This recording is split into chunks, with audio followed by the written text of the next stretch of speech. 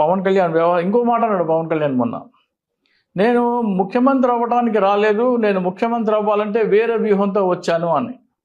అంటే 2019లో ఏంటి డ్రామాడావు? ముఖ్యమంత్రి అవ్వడానికి పార్టీ పెట్టలేదు అంటున్నావు. 2019లో ఏం చేసావు నువ్వు? అన్ని స్థానాల్లో పోటీ చేసి నేనే ముఖ్యమంత్రి అన్నావు కదా. అవును అవును. I am Pawan Kalyan, I am CM candidate అన్నాడు.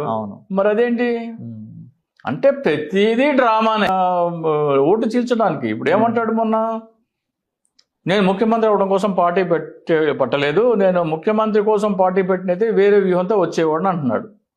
అంటే ఏంటి, 2019లో ముఖ్యమంత్రి అయ్యే ఉద్దేశం లేదని ఒప్పుకుంటున్నాడు కదా. పార్టీ పెట్టిందే ముఖ్యమంత్రి అవడం కోసం కాదంటున్నాడు కదా. పార్టీ నేను మార్పు తీసుకురావడానికి వస్తా అన్నాడు. ఇంతకంటే చవట సన్నాసి దద్దం ఎవడు ఉండడం అనిపిస్తుంది ఒక్కోసారి ఆయన మాటలు ఏంటే. మార్పు తీసుకురావడం కోసం వస్తాను. మార్పు అంటే ఏంటి? చంద్రబాబు మార్పా? కంటిన్యూషన్ కదా, కంటిన్యూషనే చేస్తున్నారు కదా. మార్పు అంటే చంద్రబాబు నాయుడు కాకుండా వేరే వాళ్ళు, లేకపోతే ఒక విధంగా జగన్మోహన్ రెడ్డితో పొత్తు పెట్టుకున్నా కానీ మార్పు అనొచ్చు. మార్పు కోసం పార్టీ పెట్టా అని చంద్రబాబు నాయుడుతో పొత్తు పెట్టుకుంటే అది కంటిన్యూటీ అవుతుంది. మార్పు ఎట్లా అవుతుంది? కొనసాగింపే కదా, మార్పు కాదు కదా.